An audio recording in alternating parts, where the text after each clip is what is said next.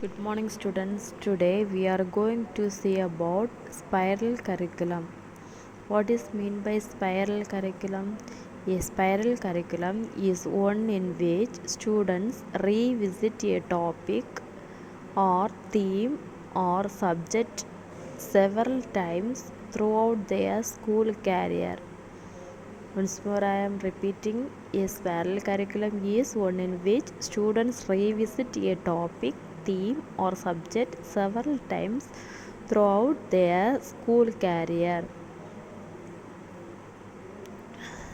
The complexity of the topic or the theme increases with each successive revisit, adding new knowledge built over the previous ones. This concept was introduced uh, Jeremy Bernard in 1960. This concept was introduced first by Jeremy Bronner in 1960. Now we are going to see features of a spiral curriculum. Features of a spiral curriculum. First one is topics are revisited. First one is topics are revisited. Students revisit topics, themes, or subject many times during a course. They may return to the basic concept of water and its sources during a lesson on hardness of water and its purification.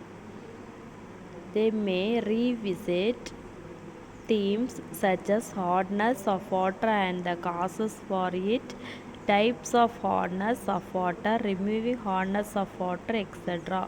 on subsequent visits, also recalling the basics with sources of water and its nature. First one is in features of spiral curriculum. First topic is topics are revisited. Second one is presence of increasing levels of difficulty. Third one is new learning is related to previous learning. Fourth one is the competence of students increases.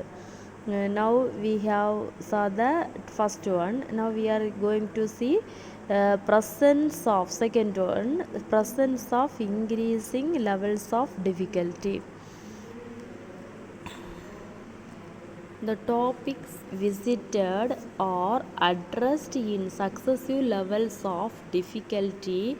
Each return visit has added objectives and presents fresh learning opportunities, leading to overall objectives.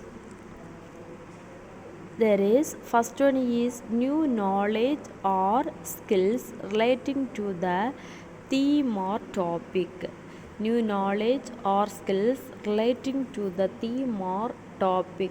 Second one is more advanced applications of areas previously covered.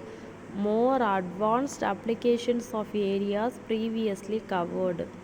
Third one is increased proficiency or expertise through further practical experience. The second topic is presence of increasing levels of difficulty. First topic is topics are revisited. Then now we are going to see third one. Third one is new learning is related to previous learning. Third one is new learning is related to previous learning. New information or skills introduced or related back and linked directly to learning in previous phases of the spiral.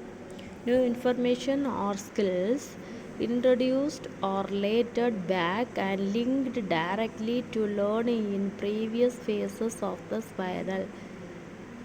Then previous learning is a prerequisite for the later learning.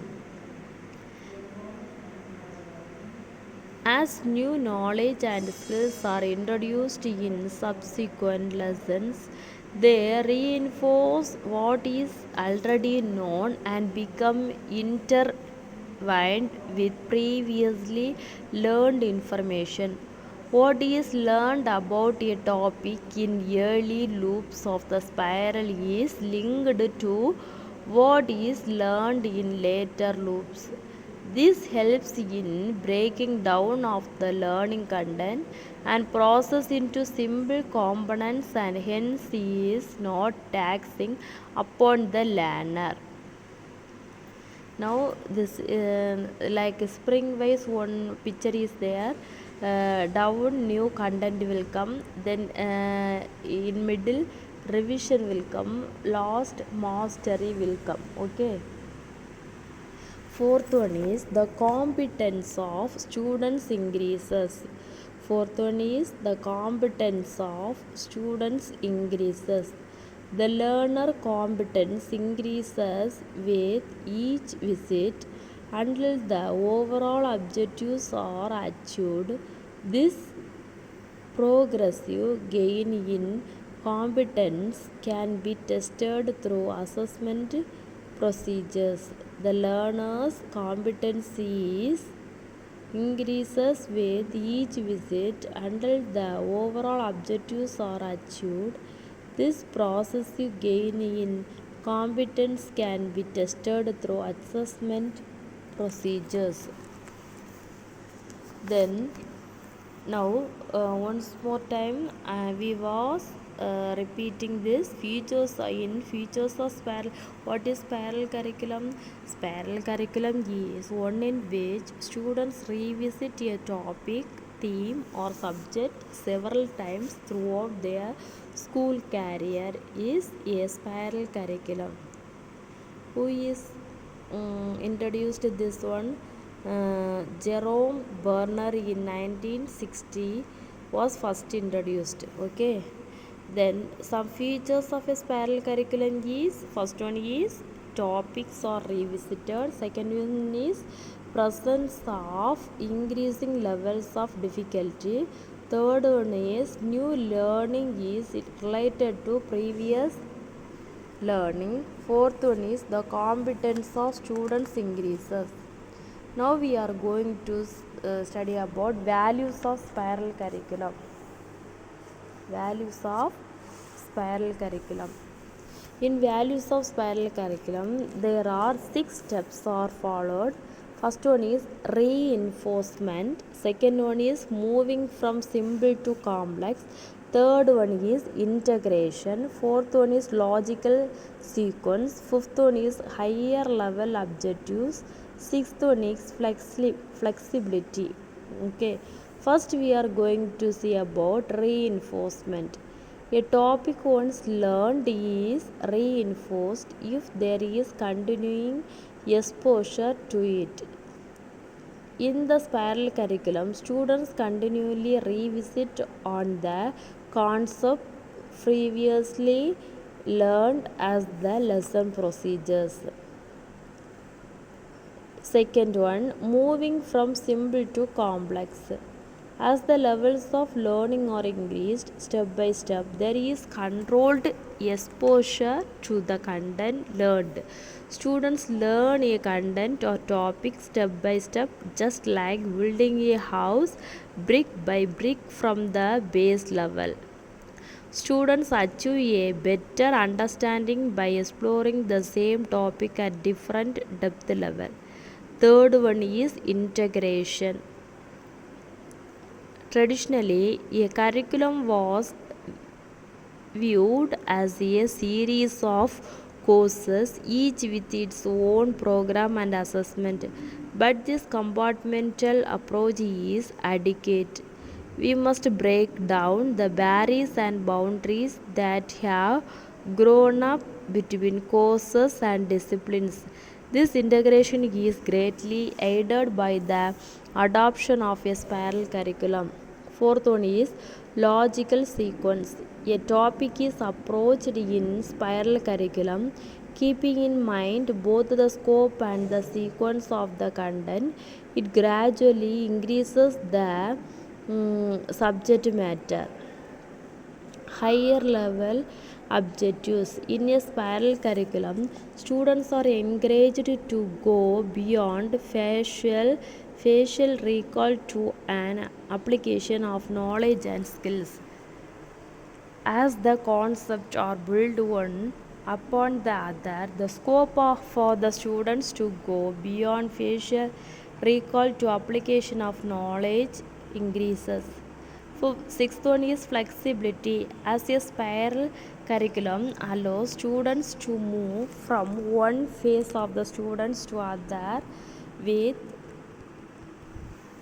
ease. It provides chance for students to transfer what has been learned in one phase to the next phase without any special efforts. Once again, I am repeating values of spiral curriculum. In values of spiral curriculum, there are 6 methods. First one is reinforcement. Second one is moving from simple to complex. Third one is integration. Fourth one is logical sequence. Fifth one is higher level objectives. Sixth one is flexibility. Then now we are going to see about advantages of spiral curriculum.